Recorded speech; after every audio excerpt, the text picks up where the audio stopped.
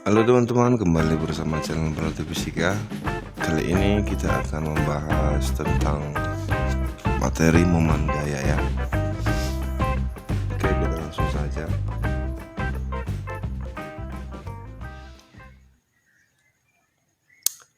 Nah, coba kita perhatikan teman-teman gambar berikut ya. Ketika kita membuka sebuah skrup, apa yang bisa kita pikirkan atau apa yang bisa kita amati dari hal tersebut? Nah, bagaimana kalau misalkan gaya itu bekerja pada sebuah benda yang dimana dia memiliki sebuah titik poros? Maka apa yang terjadi? Nah, ketika gaya itu bekerja pada sebuah benda yang diberikan pada sebuah benda yang memiliki satu titik poros, maka dia akan mengalami gerak rotasi.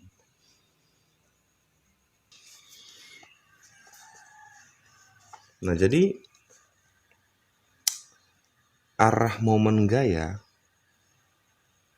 akan memenuhi kaidah tangan kanan seperti yang ditunjukkan pada gambar ini. Oke. Nah, di mana genggaman jari ini itu merupakan arah dari rotasi tersebut. Ya, ini arah rotasinya, genggaman tangan ini.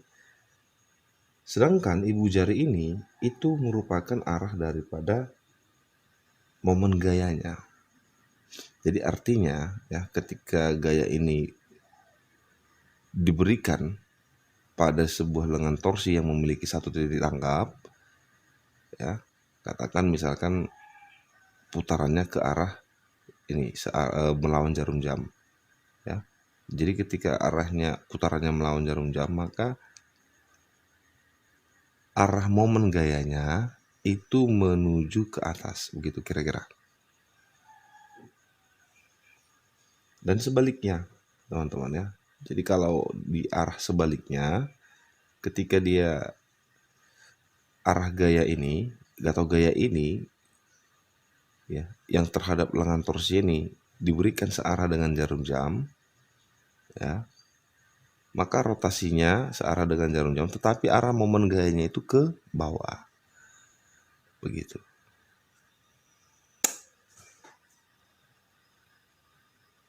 Nah, seperti yang sudah dikatakan tadi bahwasanya, ya ini catatannya, ini harus perlu diingat bahwa genggaman jari bertindak sebagai arah rotasi, ya, arah putarannya. Oke.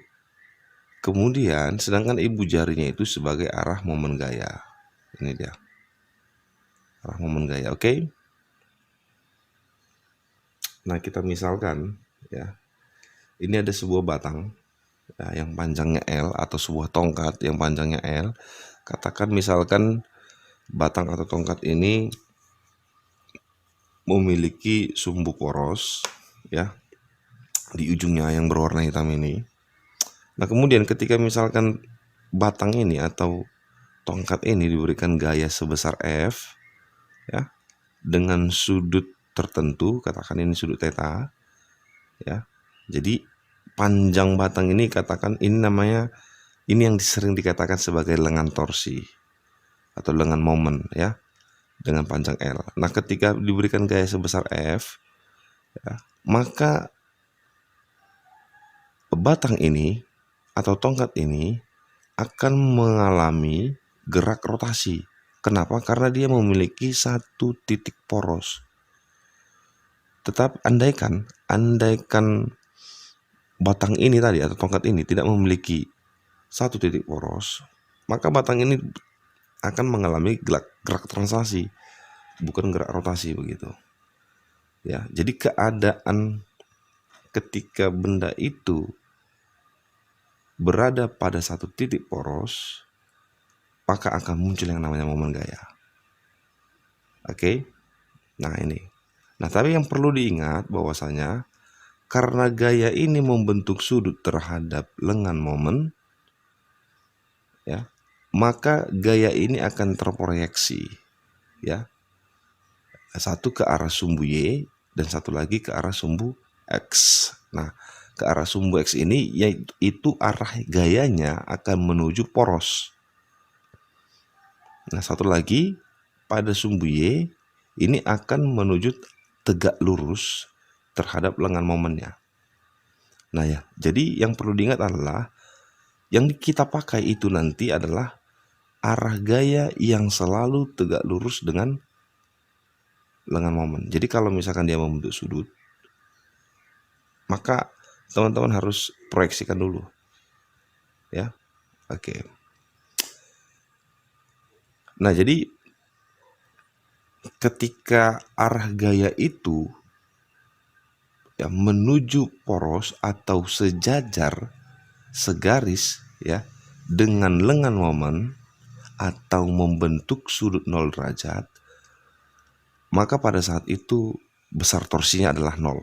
Itu diingat ya.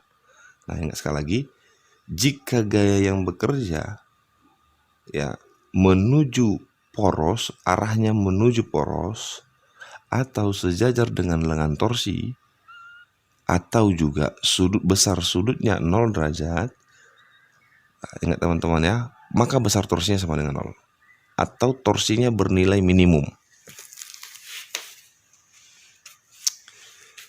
Tetapi kalau dia atau kalau gayanya membentuk sudut 90 derajat atau siku-siku terhadap ya arah gayanya itu ya membentuk sudut 90 derajat terhadap lengan torsi, oke, maka pada saat itu torsinya bernilai maksimum. Itu dia. Oke teman-teman, makanya di sini diberikan catatannya, arah gaya terhadap titik tumpu dapat berbeda-beda sehingga membentuk sudut theta dari 0 derajat sampai 90 derajat. Dengan demikian, torsi bernilai minimum ketika 0 derajat dan maksimum ketika 90 derajat. Begitu teman-teman. Jadi nanti kalau dalam penyelesaian soal, ya, kalau ada gayanya membentuk sudut terhadap arahnya ini ya, arah gayanya ini membentuk sudut terhadap lengan torsi, maka teman-teman harus proyeksikan. Nah, ketika sudah diproyeksikan terhadap sumbu X dan sumbu Y, maka teman-teman untuk dalam perhitungannya, untuk mengambil nilai maksimumnya, maka teman-teman harus mengambil atau melihat gaya yang terproyeksi terhadap sumbu Y-nya atau tegak lurus terhadap ini momen gaya lengan momennya. Oke. Kemudian secara matematis ya, jadi momen gaya atau torsi itu disimbolkan dengan ini dibaca tau. Ini tau.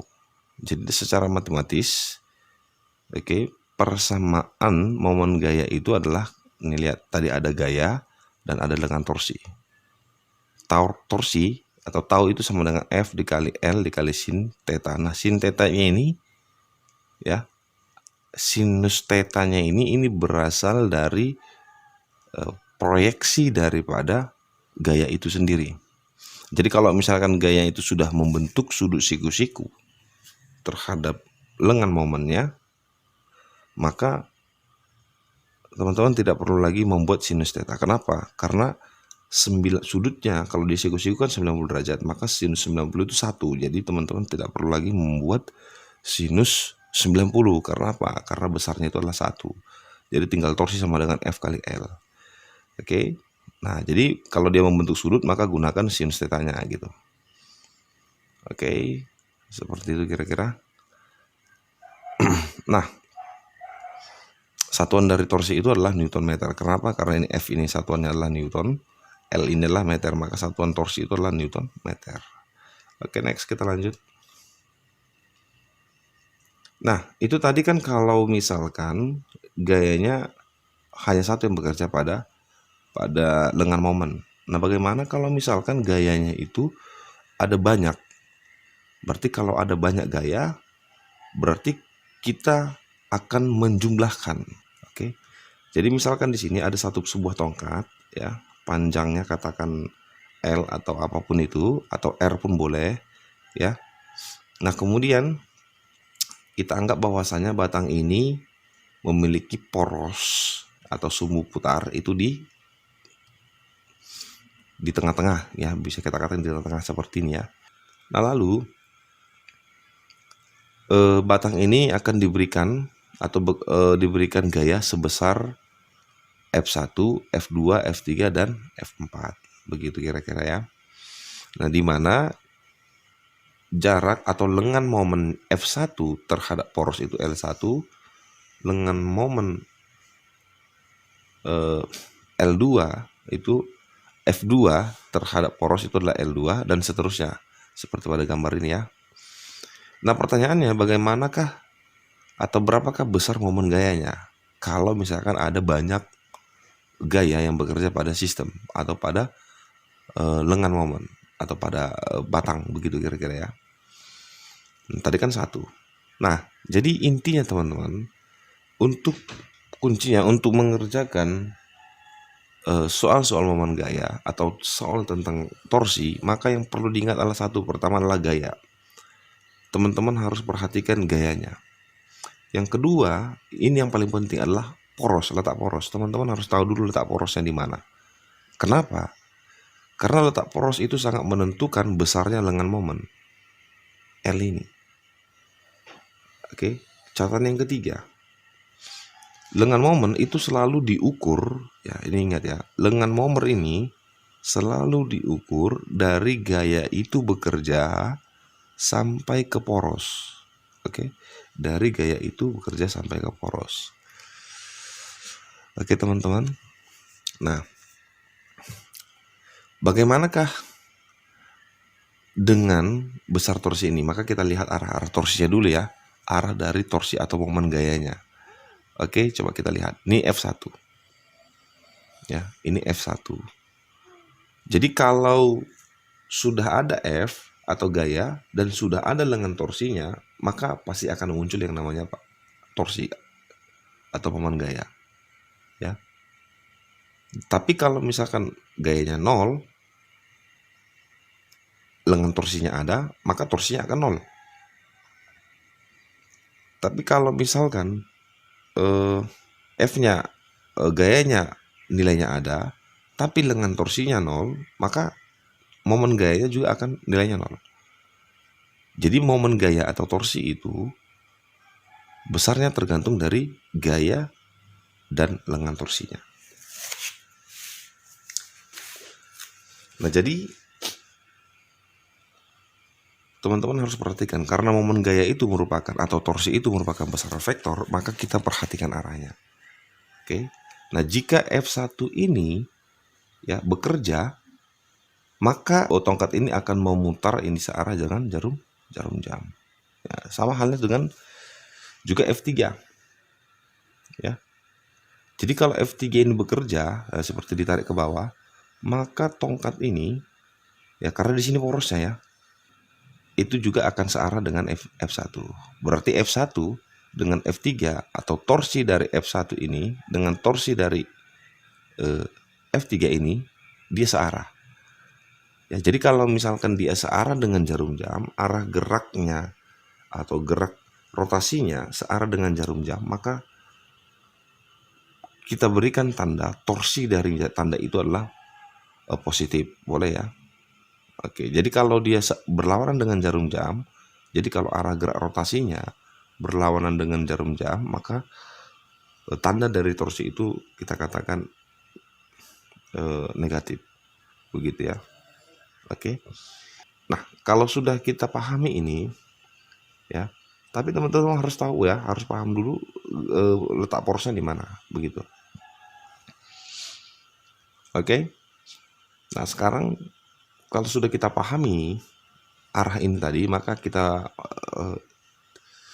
sekarang membuat tanda-tanda dari torsi-torsi tersebut. Oke. Nah, ini torsi 1 ya. Jadi dia arah searah jarum jam, kita buat tandanya positif. Ini juga searah jarum jam, kita buat tandanya positif. Oke, kemudian yang berlawanan jarum jam, ini dia arahnya ya. Kalau dia bekerja, maka mutarnya kan ke sini ya. Ya, berlawanan jarum jam, maka dia torsi 2-nya dengan torsi 4-nya berarah negatif. Oke teman-teman, jadi sekali lagi porosnya di sini porosnya ya harus hati-hati ya. Teman-teman harus benar-benar tahu dulu letak porosnya di mana. Karena apa? Karena itu sangat menentukan arah dari rotasinya. Ya, andaikan saja porosnya itu berada di sini, di ujung ini, ya teman-teman ya. Maka F1 dan F4 ini tidak memiliki torsi. Kenapa tidak memiliki torsi?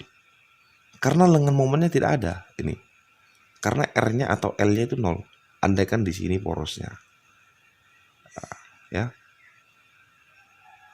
Nah, siapa saja yang memiliki lengan momen? Yang memiliki lengan momen siapa? Ya F2 dengan F3. Begitu. Oke. Nah, bagaimana kalau misalkan porosnya di sini? Nah, andaikan tadi porosnya di sini, maka F2 dengan F3 tidak memiliki torsi. Kenapa tidak memiliki torsi?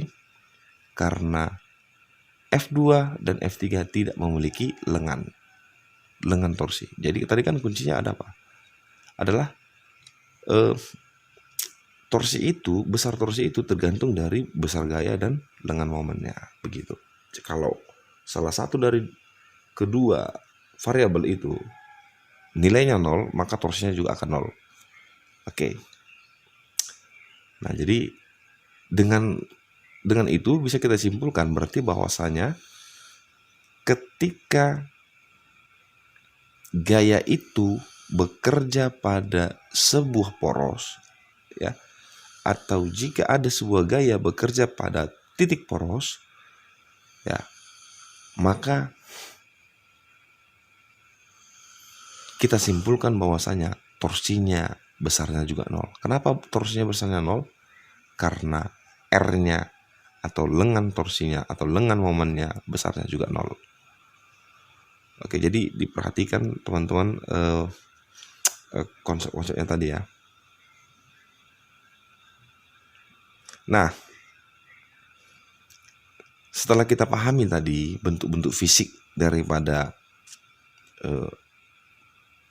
gambar ini ya, maka kita sekarang menyatakan ya penjelasan daripada gambar tadi ke dalam sebuah persamaan matematik. Oke, nah sekarang tadi torsinya ada berapa nih? 1, 2, 3, 4. Nah, sekarang kita akan jumlahkan ya, kita akan resultankan semua torsi ini. Oke. Nah, dengan itu tadi torsi 1 bertanda positif ya. Ini tadi torsi 1 bertambah positif. Oke. Torsi 2 bertanda negatif. Torsi 3 bertanda positif, torsi 4 bertanda negatif. Oke. Nah, dengan demikian resultan momen gaya ketika gaya itu bekerja pada sebuah benda, ada beberapa atau ada banyak gaya bekerja pada benda, nah, maka resultan atau momen gayanya itu adalah seperti yang sudah tertulis ini. Nah, ini artinya bukan berarti selamanya dalam soal untuk resultan itu berarti torsi 1 dikurang torsi 2 tambah, tidak. Ya, tergantung dari bentuk soalnya. Oke, teman-teman. Nah, kemudian atau boleh juga dituliskan dalam seperti ini. Kan torsi itu tadi apa? Gaya ya, F dikali dengan lengan torsi itu secara matematis, kan seperti itu ya. Nah, kenapa tidak ada pakai sinus kosinus? Karena gaya ini ya sudah tegak lurus terhadap apa? Lengan torsi atau lengan momennya ya. Jadi jika tadi F3-nya ini membentuk sudut terhadap lengan torsinya, maka F3 ini kita buat di sini menjadi apa? F3 sinus theta begitu. Tapi karena sudah tegak lurus terhadap lengan momennya, maka kita tidak perlu lagi membuat sinus tetanya. Karena kenapa? Karena sudutnya 90 derajat. Nilai dari sinus 90 derajat itu adalah 1. Jadi tidak perlu lagi kita tuliskan. Oke, tinggal kita buat saja di sini persamaannya secara matematis F3 dikali L3. Oke. Jadi torsi 1 itu dijabarkan menjadi F1 L1, torsi 2 F2 dikali L2, torsi 3 F3 dikali L3, torsi 4 F4 dikali L4. Oke teman-teman. Nah, ini tadi perlu diingat ya teman-teman ya. Ini jangan pernah lupa. Jika R-nya sama dengan 0, oke, maka torsinya adalah 0. Nah, apa maksudnya jika R sama dengan 0? Maksudnya itu adalah seperti yang sudah kita jelaskan tadi, bahwasanya jika gaya itu bekerja pada poros. Artinya apa? Kalau tadi gaya itu bekerja pada titik poros, maka sama saja itu dia menyatakan nilai R-nya atau nilai L-nya atau nilai lengan momennya itu adalah 0. Jadi kalau nilai L-nya 0 atau momen gaya 0, maka sudah dipastikan torsinya sama dengan 0. Begitu dia. Karena tadi sekali lagi saya ulangi, momen gaya ya, besar momen gaya bergantung terhadap gayanya dengan momennya. Oke teman-teman, jadi ini persamaan ini difleksibelkan ya. Artinya fleksibel maksudnya itu adalah tergantung dari bentuk soalnya apa. Oke teman-teman, video ini saya sudahi sampai di sini. Semoga teman-teman paham ya, semakin mengerti, konsep-konsepnya dipahami kembali ya. Kalau kira-kira teman-teman kurang paham ya, teman-teman bisa ulangi lagi putar videonya supaya teman-teman semakin lebih paham. Oke, akhir kata saya ucapkan terima kasih. Sampai ketemu di video-video selanjutnya. Tetap semangat, jaga kesehatan ya, berlatih dan terus berlatih. Terima kasih.